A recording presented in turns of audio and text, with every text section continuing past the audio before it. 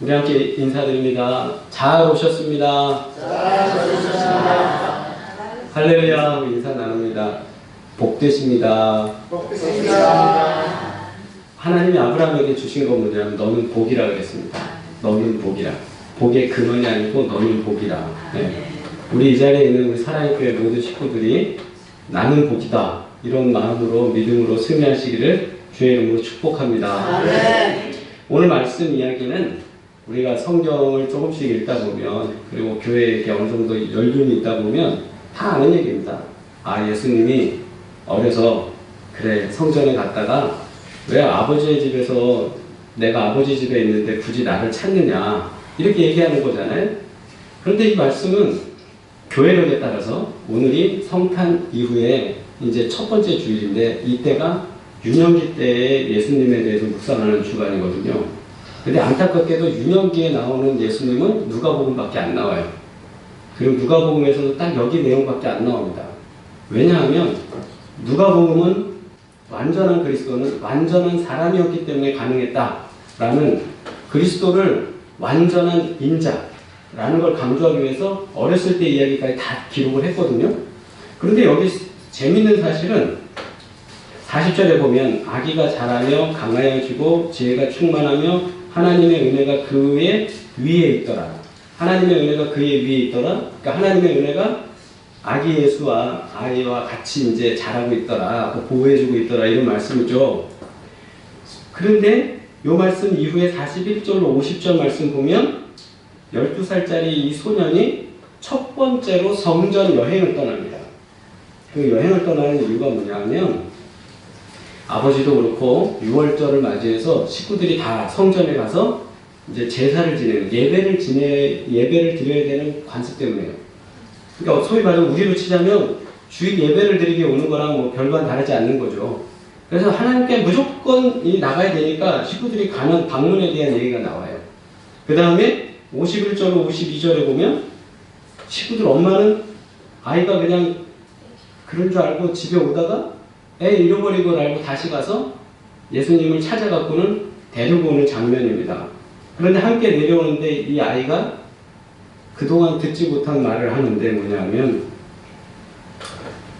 거기서 내가 아버지 집에 있는데 내가 뭐가 문제입니까? 라는 말을 하고 그 다음에 데려오는데 예수님께서 내려와서는 나사렛에 이르러서 그분이 순종했어요. 우리 생각에 그러면 그때부터 그냥 자기 삶을 살면서 공생애를 살 것 같은데 공생애로 직접 나가지 않고 순종했습니다. 이 순종했다는 건 뭐냐면 아버지의 가업을 자기가 받아서 그대로 지켰다라는 거예요. 그러면서 오늘 본문의 말씀이 52절에 보면 키가 자라며 하나님과 사람 앞에 더욱 사랑스러워지더라 가시더라. 40절 시작할 때와 비슷하게 말씀이 이렇게 딱 마무리되게 되어 있습니다. 그래서 40절 말씀과 51절, 52절 말씀이 이 가운데 있는 12살 때 성전 방문에 대한 그러니까 기록을 커버하는 거죠. 그러면서 앞뒤에 시작과 끝으로 이렇게 마무리가 딱 되게 이게 우리에게 말씀이 전달되어 있어요. 그래서 가만히 읽어보니까 근데 뭐가 좀 차이가 나요. 여러분 눈치 빠르신 분들은 발견했을 수 있는데 40절과 뒤에 나오는 예수님에 대한 표현의 차이가 나요. 뭔지 아세요? 궁금하시죠? 뭐냐면 첫 번째 40절 말씀 읽어보세요. 시작. 아기가 자라며 하여지고 지혜가 충만하며 하나님의 은혜가 그의 위에 있더라. 네, 아멘. 그 다음에 43절을 또 읽어보세요. 그 어린아이를 마치고 돌아갈 때에 아이의 있는 소리는 돌아오시더라. 그 부모를 알지 못하고. 네. 찾으셨나요?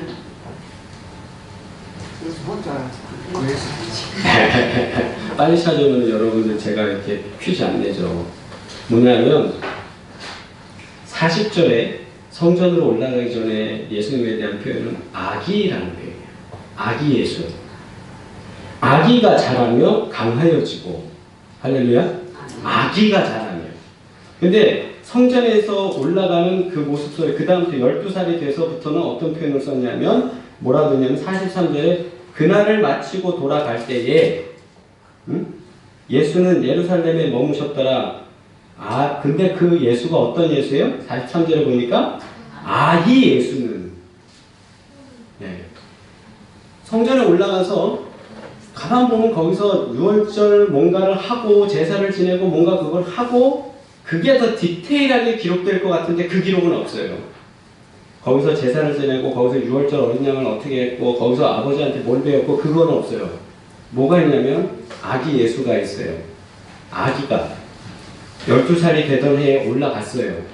그리고 거기서 모든 제사가 예배가 다 끝나서 돌아갈 때가 됐어요. 그게 43절입니다.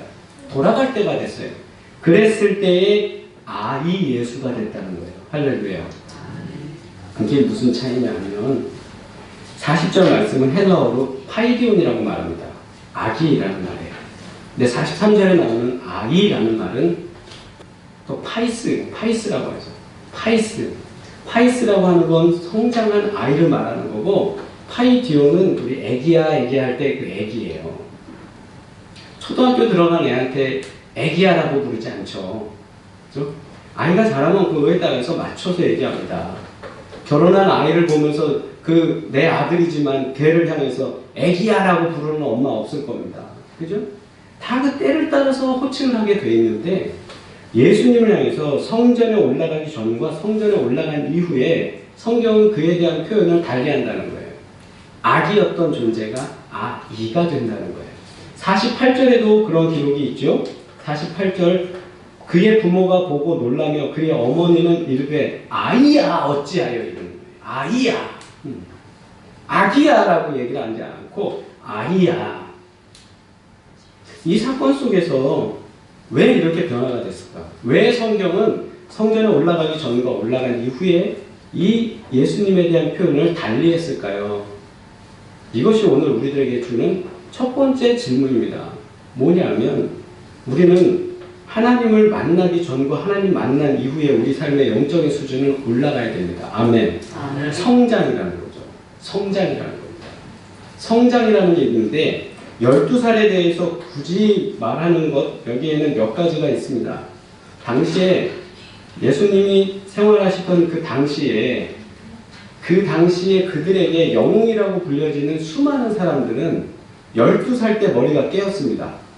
그래서 그때부터 제국을 만들기 시작했고 그때부터 무슨 경험을 했고 이런 전설들이 많았어요. 그러다 보니까 그들보다 더 뛰어난 하나님의 아들은 적어도 12살 때는 다른 이들보다 더 지성이나 영성이나 강해야 되거든요. 그러니까 성경은 거기에 12살 때를 기록을 집중적으로 하는 거예요. 그리고 또 하나는 거기 뭐냐면 원래는 13살 때 성전에 들어가서 거기서 첫 번째 이제 자신이 성인식처럼 거기서 자신이 하나님의 말씀을 읽게 되고 거기서 이제 그렇게 되는 거예요. 근데 그걸 하기 전에 한 해 전에 보통 데려가서 훈련을 시킵니다. 한 해나 두 해 전에. 그래서 여기에 성전이 이런 거고 이렇게 하는 거고 너희도 이제 13살 남자부터는 무조건 하나님 앞에 나아가야 되는데 이렇게 하는 거다. 그런 걸 보여주기 위해서 선행학습을 하는 거죠. 그런데 여기에 우리가 12살이라는 거를 다시 우리 나이로 환산해 보면 어느 나이냐면 초등학교 6학년입니다. 그럼 이제 예수님의 나이를 그냥 12세 이렇게 볼 때랑 초등학교 6학년 아이로 볼 때 또 달라지는데 뭐가 달라지냐면 이미 이때가 되면 아이들이 사고력이 시작됩니다. 사춘기가 시작되고 뭔가 보는 세상이 달라집니다. 먼저는 아기였지만 시간이 지나서 아이가 되는 이 순간에 가장 결정적인 게 뭐냐? 영적 사춘기라는 거예요. 영적 사춘기. 영적 사춘기를 맞이해서 이 영적 사춘기를 잘 경험하고 여기서 하나님을 인격적으로 만나는 사람들은 성장합니다. 그런데 영적 사춘기에 하나님을 인격적으로 만나지 못하는 사람들은 대부분 여기서 좌절합니다. 어떻게 되냐면 모태신앙이 계속 모태로 가는 겁니다. 나는 모태. 그죠? 이것도 모태 저것도 모태가 가는 게 인격적으로 그 수준에서 성장이 멈췄을 때 나타나는 현상이에요. 집사님도 열심히 봉사하고 건설까지도 가다가 거기서 꺾이는 분. 왜 그러냐면 거기서 영적 사춘기를 경험하지 못하기 때문에. 거기서 제대로 긍정적으로 성장하지 못했기 때문입니다. 예수님은 여기서 그가 보여주신 게 있어요. 아이지만 그 당시에 굉장히 유능한 신학자들하고 토론이 되는 거예요. 이게 어떻게 가능합니까? 배운 게 있어서요? 아니면 아이들이 그냥 막 짓거리는 말로 했기 때문에요? 아닙니다. 그만큼 영적 수준이 향상되어 있기 때문에 고민했고 그리고 궁금했고 그래서 그거를 던지고 싶었고 알아보고 싶었고 교회에 나와서 우리가 신앙생활 하면서도 이 영적 사춘기 없이 그저 왔다 갔다 하게 되면 아이입니다. 그러나 이 아이가 되면서 성장할 때 어떻게 되냐면 고민하고 하나님을 인격적으로 만나고 하나님께 제사 지내고 하나님께 예배했던 그 모습 속에 하나님을 만날 때 그가 더 성장한다는 사실. 그래서 오늘도 우리가 하나님을 좀 인격적으로 만나는 예배가 되길 주의 이름으로 축복합니다. 네. 그 다음에 두 번째로 보시면 41절 42절 말씀이에요. 그 부모가 해마다 6월절이 되면 예루살렘으로 가더니 라고 얘기해요. 42절에 예수께서 12살이 되었을 때 우리가 잘 아는 말씀이었고 그들이 이 절기에 관례를 따라 올라갔다가 그래서 제사를 다 지냈다는 거죠. 그래서 6월 절기를 다 지내고 내려오는 거였습니다. 근데 이 들 속에서 재밌는 사실은 부모님은 이때 올라가서 항상 해마다 하던 것대로 하고 내려왔고 예수님은 여기에 머무르셨다는 사실이에요. 이스라엘 민족에게는 3대 절기가 있습니다. 하나님께 나아가야 되는 전통입니다. 6월절과 오순절과 초막절입니다. 이때 다 나아가야 돼요. 13살이 넘은 남자는 다 하나님께 나아가야 됩니다. 그런데 여기에 여인은 필요가 있을까요? 없을까요? 죄송하지만 여인은 가지 않아도 돼요. 근데 여기에 마리아는 동행했습니다. 그러니까 마리아도 굉장히 하나님의 은혜 안에 거하기를 원하는 사람이었어요. 그러니까 6월절 소위 말하는 성지순례라고 할 수 있는 걸 한 거예요. 옛날에 살던 사람 중에 또 기억나는 사람이 있지 않습니까? 성전에 올라가서 부인임에도 불구하고 여인임에도 불구하고 같이 남편하고 갔던 사람 한나. 예. 한나도 특심이 있던 믿음의 사람이었던 겁니다. 그러니까 이 특심이 있는 믿음이 열성이 있는 자들은 여성임에도 불구하고 이렇게 나가서 하나님 앞에 나갔습니다.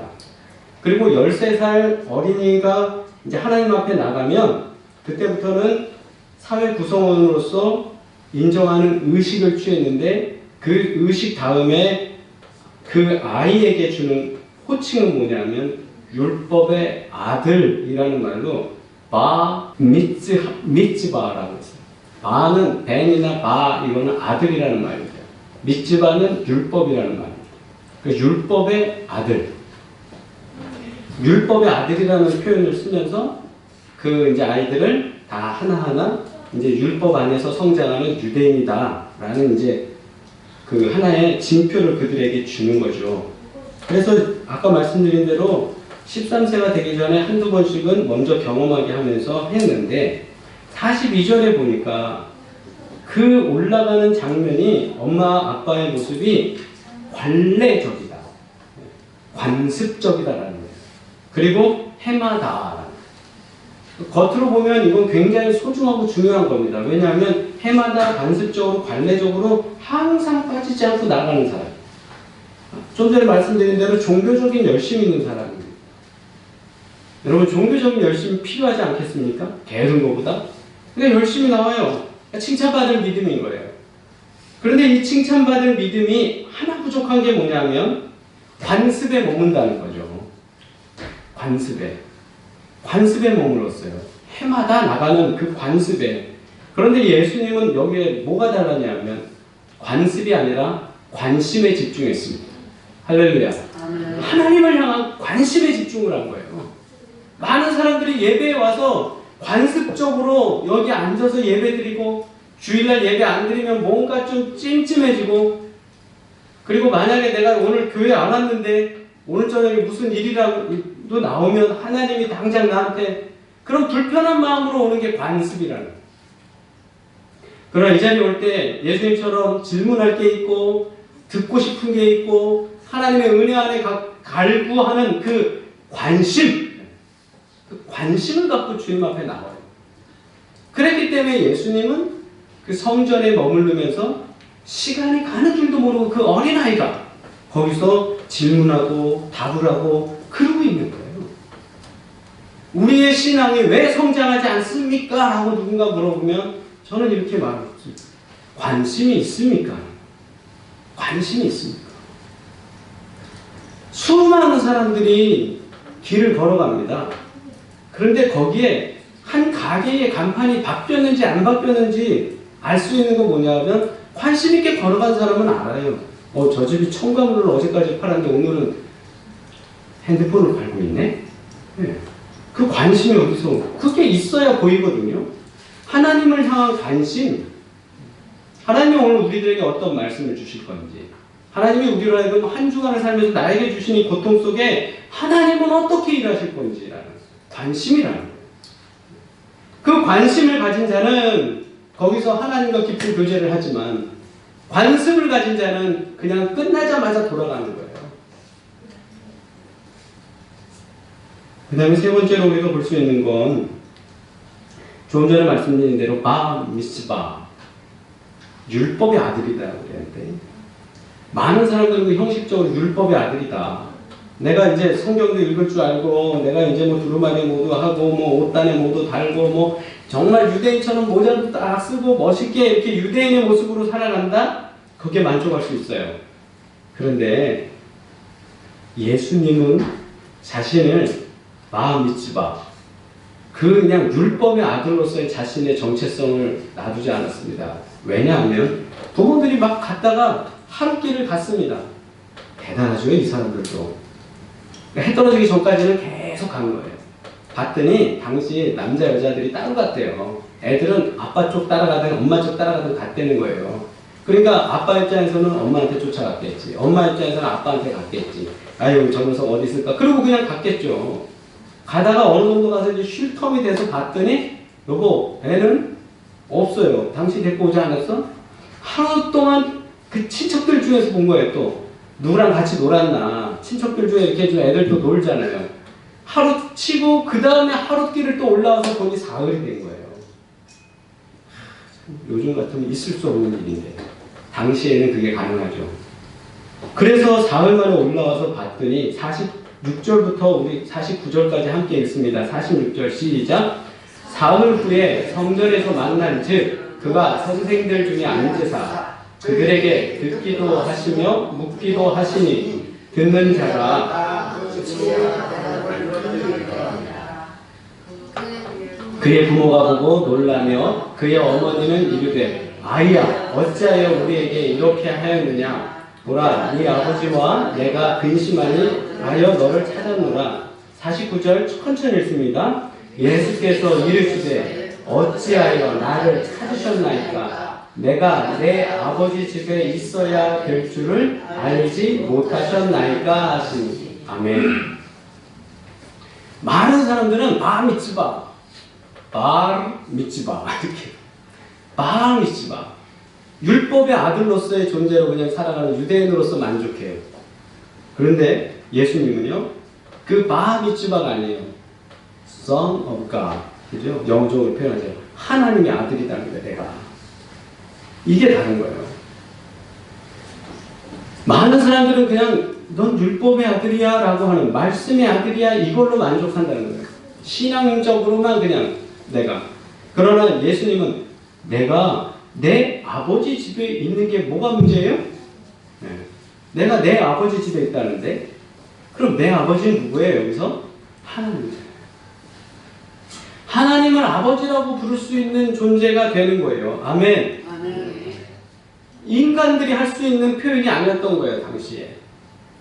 우리도 오늘 믿음의 삶을 살면서 우리가 할 수 있는 건 뭐냐 하면 우리는 분명히 하나님의 백성이고 하나님의 자녀라는 사실을 당당히 고백하시길 주의 이름으로 축복합니다. 아멘. 예수님 첫 번째로 보여주신 거예요.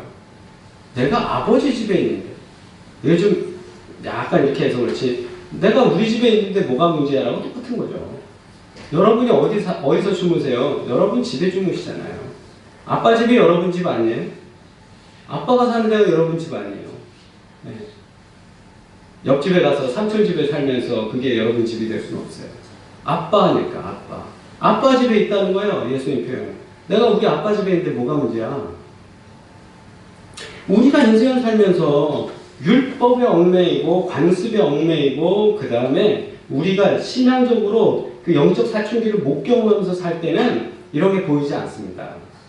그러나 이거를 영적 사춘기를 지나면서 나의 영적인 눈이 열려지고 그 다음에 내가 주님 앞에 남들은 다 그냥 마음이 좁아 그냥 율법을 그냥 율법대로 행위대로 관습대로 그렇게 가는 내가 하나님에게 좀 관심 갖고 집중하고 그리고 내가 다른 사람들은 그냥 하나님에 대해서 형식적으로 왔다 가는데 아빠 아버지라고 부를 수 있는 자신감을 갖고 살 수 있는 믿음의 고백 이게 우리에게 있어야 되는 줄 믿습니다. 이게 우리에게 있어야 돼요. 이게 우리로 하여금 신앙생활의 동력을 만들고 믿음의 일들을 감당할 수 있도록 하는 강력한 힘이 되는 겁니다. 그렇기 때문에 성경은 아기 예수에서 아이 예수라고 표현하는 거예요. 우리가 지금 아기입니까? 아이입니까? 여러분이 고백하세요. 내가 아직도 내가 관습에 매여져 있고 주님 앞에 관심은 없고 그럼 아기라는 거예요. 그냥 계속 그대로 나가요. 그러나 관심이 더 커져가기를 주의 이름으로 축복합니다. 아멘. 그리고 좀 더 분명하게 신앙 고백할 수 있는 내가 하나님을 아버지라고 고백할 수 있는 그런 고백이 우리 가운데 넘쳐나기를 주의 이름으로 축복합니다. 아멘. 여기 보면 참 52절에 비슷한 표현 같으나 다르게 써 있습니다. 아기가 자라며 강하여지고 지혜가 충만하며 하나님의 은혜가 그 위에 있더라.